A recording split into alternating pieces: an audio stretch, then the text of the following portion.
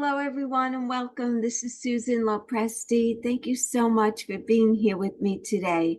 If we haven't met yet, I am a holistic health coach, a Reiki and meditation practitioner, and I work with midlife women who are noticing changes in how they look and how they feel. And I help women to make very simple, easy lifestyle changes. And so today I want to talk to you about your diet and your skin because they are related. So sit back and relax and let's begin. And by the end of this presentation, you will understand exactly why the things you are eating are just as important as the things that you are putting on your skin. You might have the most intensive, expensive, and holistic skincare routine, but you can be still sabotaging everything if you're not feeding yourself the nutrients and the vitamins that your skin needs to thrive. So let's get right into that.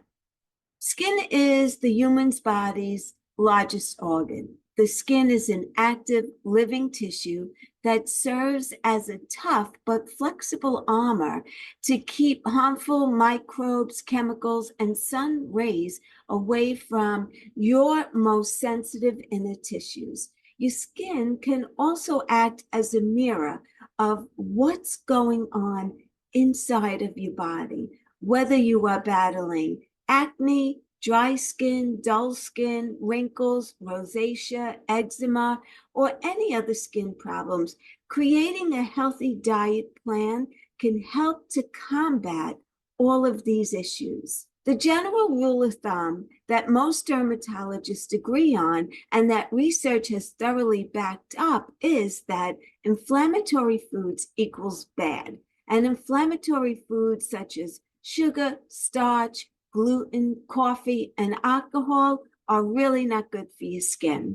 Nutrient-rich foods, they're good for your skin. Foods with vitamins and minerals like omega-3s, vitamin C, antioxidants, chlorophyll, beta-carotene, and zinc, all wonderful for your skin.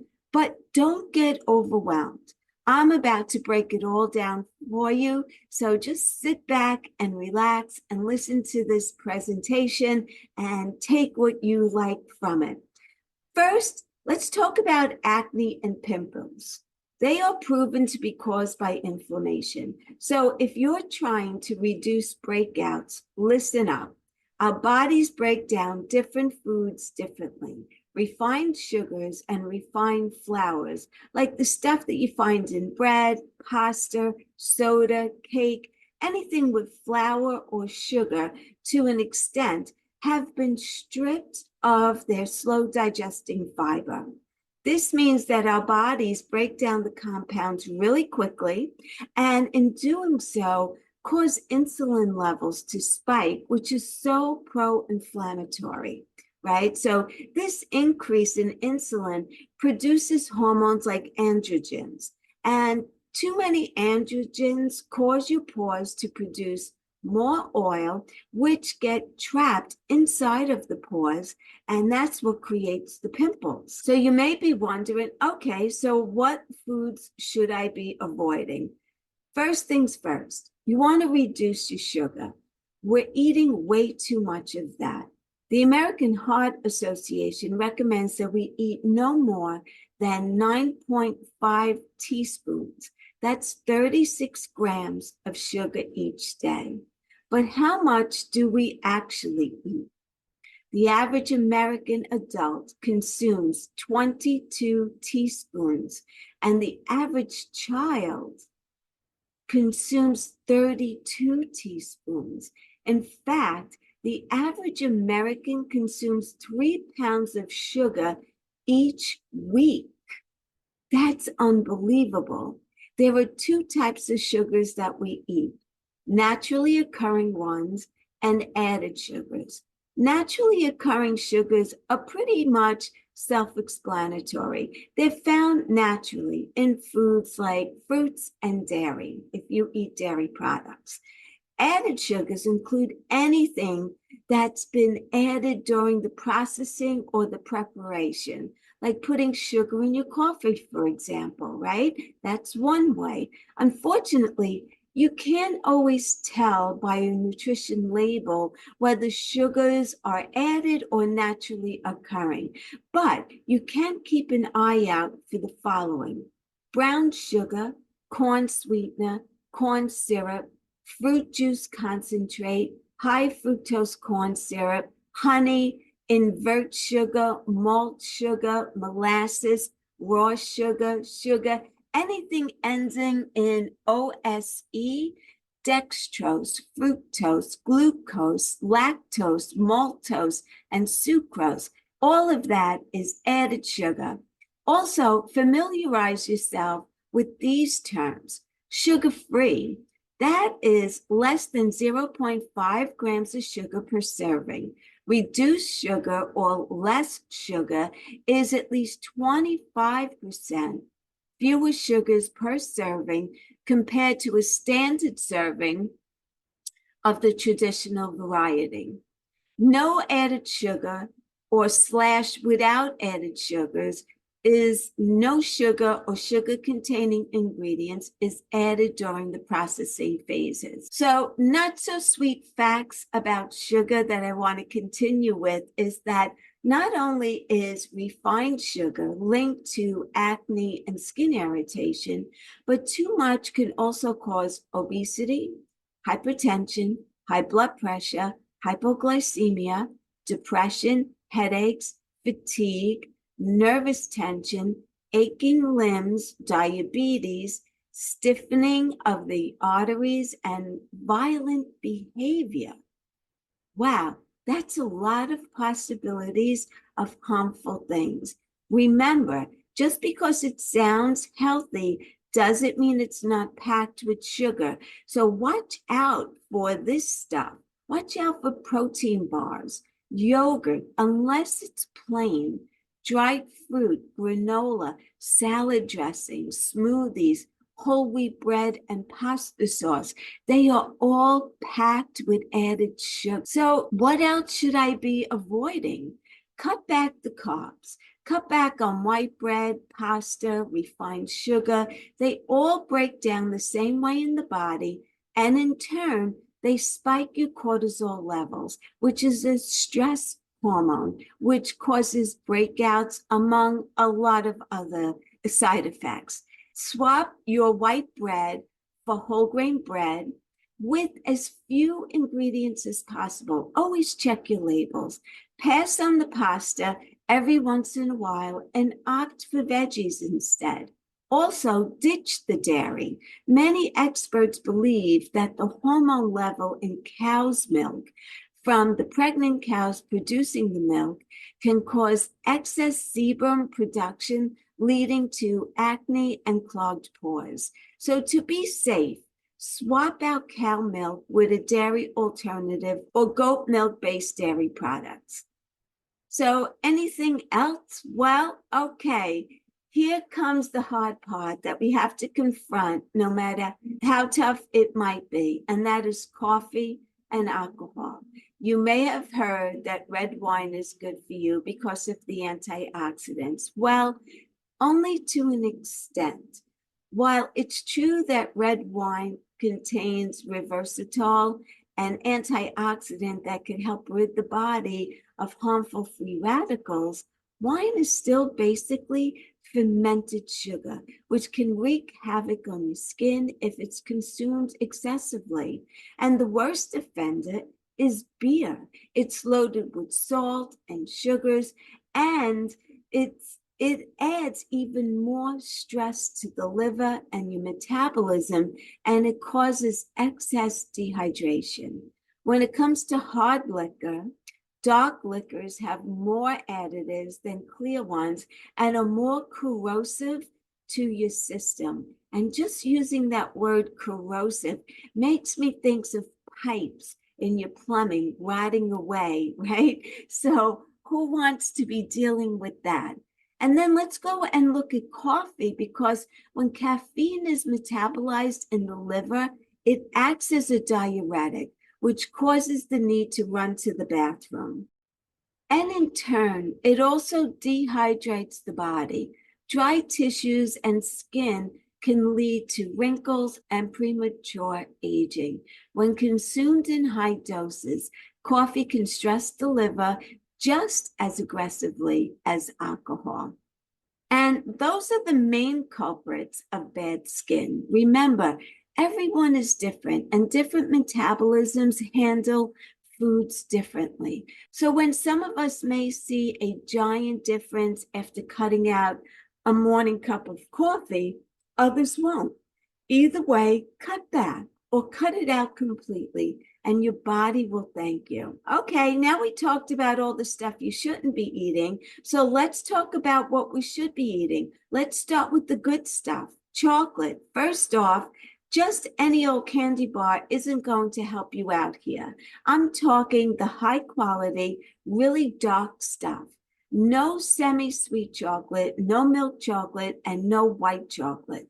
The cacao flavonoids, also known as the plant compounds that have all the antioxidants, help to hydrate the skin and improve your circulation.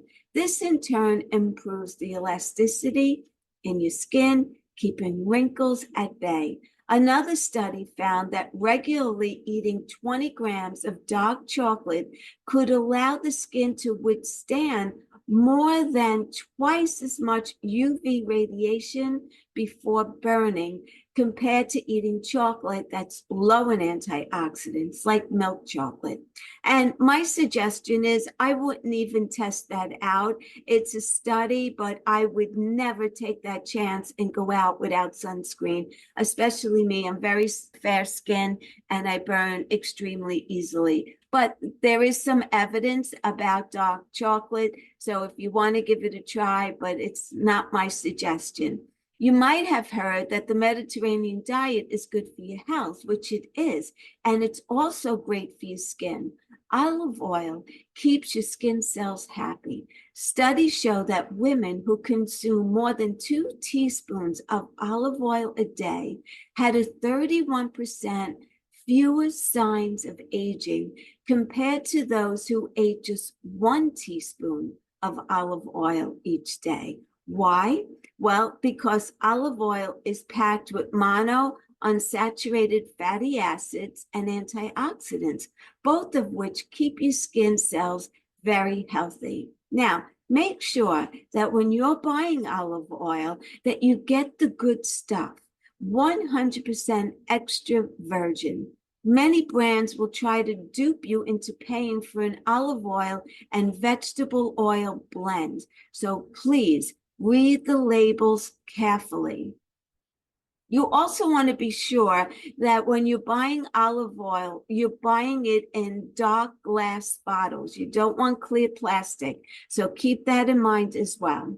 Let's talk about tomatoes because tomatoes may protect you from sunburn. A 2008 study found that people who ate 5 tablespoons of tomato paste daily along with a tablespoon of olive oil for 12 weeks, had 33% more protection from sunburn compared to a controlled group that just ate olive oil. So how does this work? According to scientists, tomatoes hold an antioxidant called lycopene, which helps improve the skin's natural SPF. These antioxidants come out even more when the tomato is cooked or processed. But please note, tomatoes are definitely not a replacement for sunscreen. Your skin still needs that extra coat of SPF to stay protected, like I mentioned a little earlier. And I also want to tell you, keep a tin of green tea everywhere that you sit. A study published in the Journal of Nutrition found that people who drank green tea for 12 weeks had smoother, more elastic skin and experienced less sun damage when exposed to a UV light compared to the controlled group. So go out and buy a box, of a high quality green tea. Keep it around your home to remind yourself to make yourself a cup at least every day. If you're opting for pre-brewed green tea, make sure there's no extra sweeteners in there because that defeats the whole purpose of the green tea. And then, of course, eat your greens, the rainbow of colors. Prolonged sun exposure can lead to many skin problems and contribute to the aging of the skin. And one way to fight back is to eat more dark leafy greens like kale and spinach. Kale in particular is one of the best sources of lutein and zeaxanthin. These are nutrients that help block out the free radicals created by UV light. It probably doesn't come as a surprise to anyone, but eating a variety of different fruits and vegetables each day that are a variety of different colors give your skin and your body everything that it needs. The darker and the brighter the colors, the more nutrients. So pass on those pale looking tomatoes and iceberg lettuce. Make the majority of your meal vegetable or fruit-based and full of color. And I always say the colors of the rainbow, and I don't mean Skittles. No offense to the Skittle manufacturer and all that love Skittles, but they're not good for your skin. So do you need an extra boost? Well, if you're having trouble finding veggies that appeal to you, or you don't always have the time or the resources to throw together salads, run to your nearest health food store and buy some liquid chlorophyll. The word chlorophyll comes from the Greek word meaning green leaf, which makes sense because it's responsible for creating the green color in plants and algae.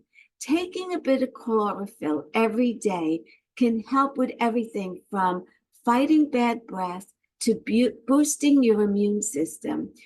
But I love it for skin because it's packed with nutrients and it fights inflammation. Liquid chlorophyll works best when you're drinking tons of water and also maintaining a healthy diet and lifestyle. So think of it as a supplement, not as a replacement. And then rejoice.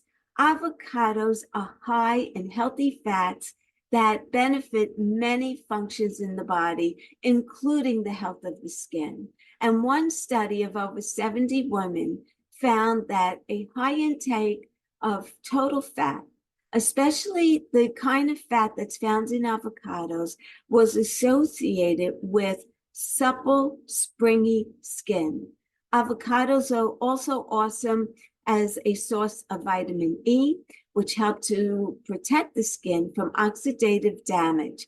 They're also high in vitamin C, which creates collagen and keeps your skin hydrated and smooth. And then omega-3s. At the very beginning, I talked about pro-inflammatory agents and how they're kind of tough to avoid sometimes, right? But luckily, we've got omega-3s on our side. They're naturally anti-inflammatory and super important to incorporate into a skin rejuvenating diet. What is the best way to pack an omega-3 punch? Sardines. 1 3.5 ounce serving of sardines contains 1.5 grams of omega-3 fatty acids, making it one of the best sources of omega-3s around. If you can't stomach the idea of sardines, wild salmon is a good choice as well. I am lucky enough to really enjoy sardines. I always did as a kid. I just squeeze lemon and sometimes I'll add some red onion and I just go to town on them. Other foods that are high in omega-3s include walnuts, which I eat every single day because they're also great for your brain, chia seeds, spinach, eggs, and flax seeds.